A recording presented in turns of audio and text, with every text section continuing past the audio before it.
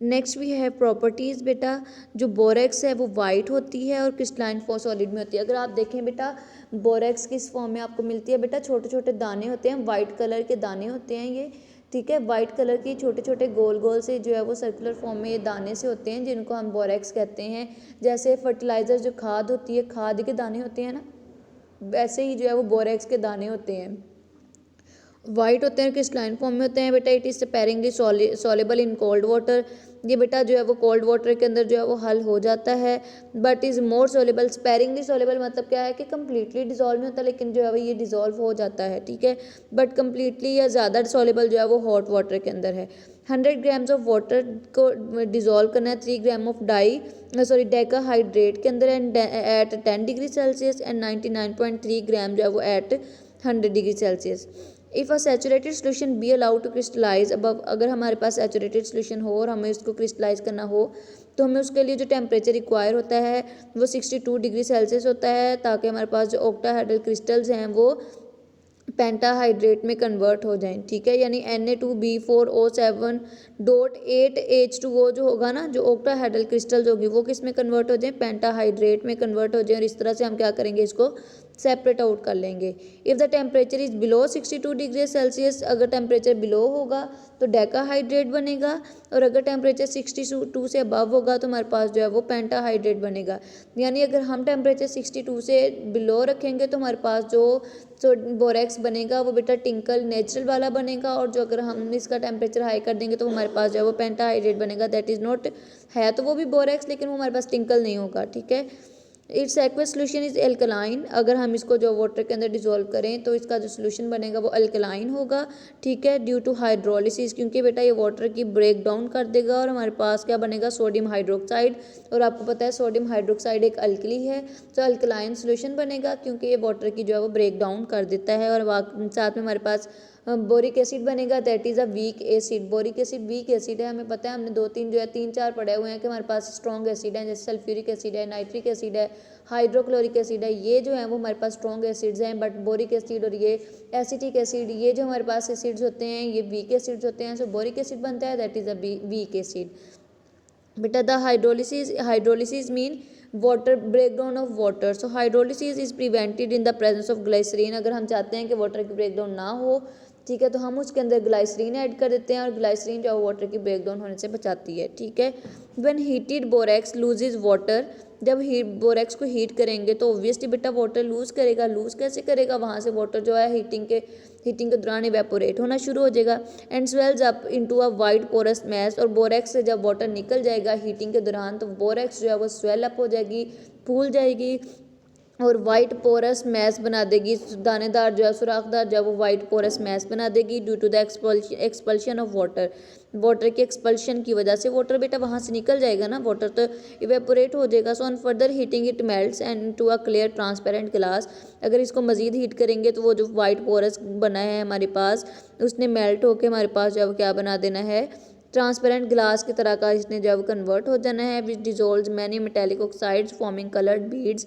और अगर इसके अंदर मेटेलिक ऑक्साइड्स ऐड कर दें तो उससे क्या होगा कि वो बहुत सारे कलर्ड बीड्स बना देगी, छोटे छोटे जो है वो दाने से बना देगी जो कि कलर्ड होंगे। This reaction forms the basis of borax bead test, और इसको बीड टेस्ट, और ये जो बोरेक्स बीड टेस्ट की जो है वो बेसिस में से आ जाता है हमारे पास। हीट करने से बेटा ग्लासी मैस सा बन जाएगा और सोडियम बोरेट बनेगा, और साथ में हमारे पास जो है वो बोरिक ऑक्साइड बनेगा। It's aqueous solution number 3, it's aqueous solution reacts with HCl और sulphuric acid to form boric acid. Borax क्या करेगा, या तो सल्फ्यूरिक एसिड के साथ रिएक्ट करेगा या हाइड्रोक्लोरिक एसिड के साथ रिएक्ट करेगा, ठीक है। और हमारे पास सोडियम क्लोराइड बना देगा, that is a salt, and sodium sulphate बना देगा, that is also a salt. बेटा सोडियम सल्फेट भी सॉल्ट है, सोडियम क्लोराइड भी सॉल्ट है। सोडियम क्लोराइड तो नेचुरल वो टेबल सॉल्ट है जो हम घरों में यूज़ करते हैं, साथ में बोरिक एसिड दोनों में बन रहा है, ठीक है। फोर्थ वन देखें, when borax is heated with ammonium chloride के साथ हीट करेंगे तो बोरॉन तो क्या बनेगा, बोरॉन ट्राइऑक्साइड, और साथ में प्रोड्यूस होगा वाटर मोलिक्यूल बनेंगे, और साथ में टेबल सॉल्ट बनेगा। Borax when dissolved in water ionizes as, तो आयनाइज बना देगा सोडियम आयन, और बोरेट आयन जो उसमें जो है वो कन्वर्ट हो जाएगा। हाइड्रोलिसिस करेंगे इस बोरेट आयंस की, तो कैसे होगा, हमारे पास बोरिक एसिड के साथ में हाइड्रोक्सल आयंस जो है वो प्रोड्यूस होंगे. So a strong alkali sodium hydroxide is formed which is highly ionised.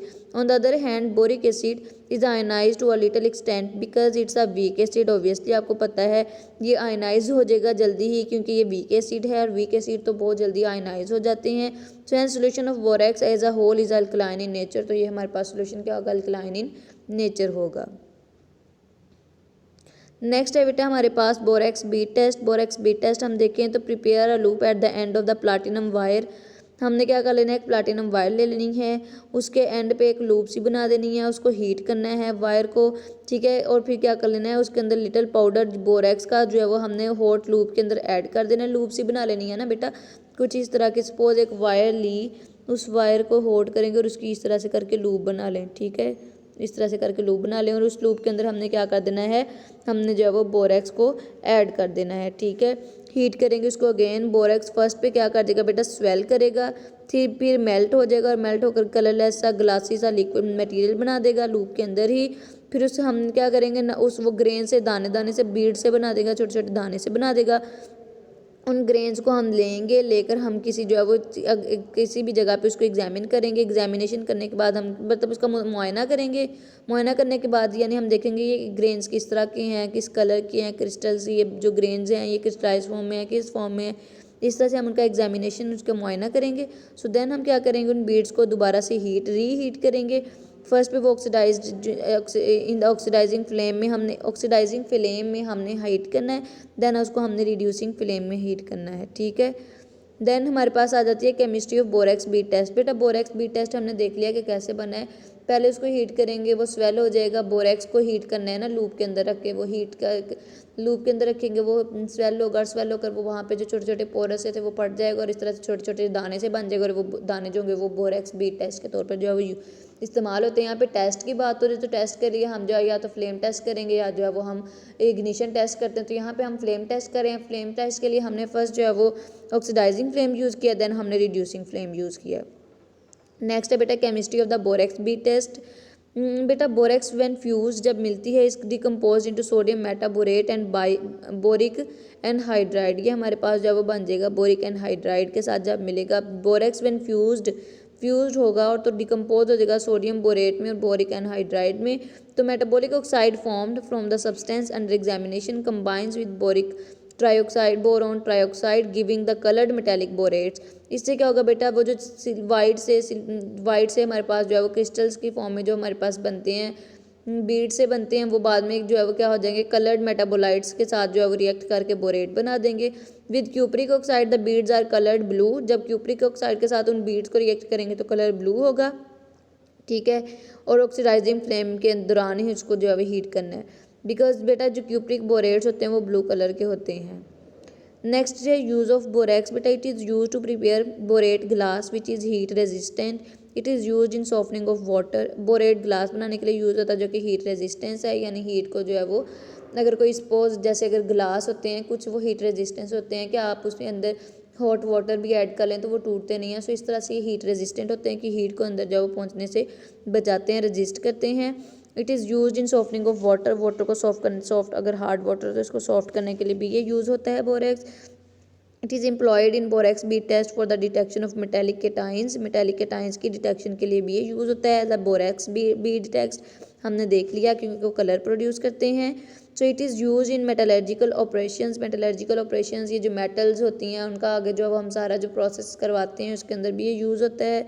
इसके अलावा it is use as a flux in welding और मेटलर्जी. मेटल्स की चीज़ों को वेल्ड वगैरह करने के लिए भी जो है वो यूज़ होता है, या ये जो ऑर्नामेंट्स वगैरह होते हैं उनको बनाने के लिए भी ये यूज़ होता है. It is employed in making washing powders. Washing powder बनाने के लिए भी यूज़ होता है. लेदर इंडस्ट्री में यूज़ होता है, टैनिंग में, चमड़े की इंडस्ट्री में, डाई की इंडस्ट्री में. इसके अलावा cosmetics, soap, textiles, paint, medicine, match industry यानी ये जो मैच बॉक्स इंडस्ट्री है, फ्लेम इंडस्ट्री, इसलिए उसमें भी यूज़ होता है. मैच बॉक्स जो शोला बनाने माचिस होती है उसके अंदर भी ये यूज़ होता है एज अ प्रिजर्वेटिव, ठीक है.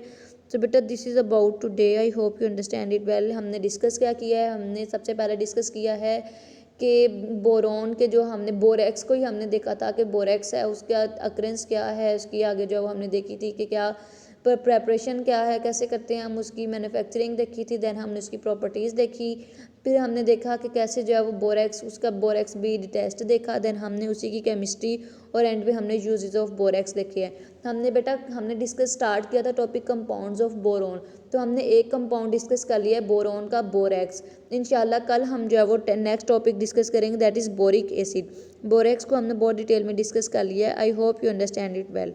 ओके स्टूडेंट्स, अल्लाह हाफिज़।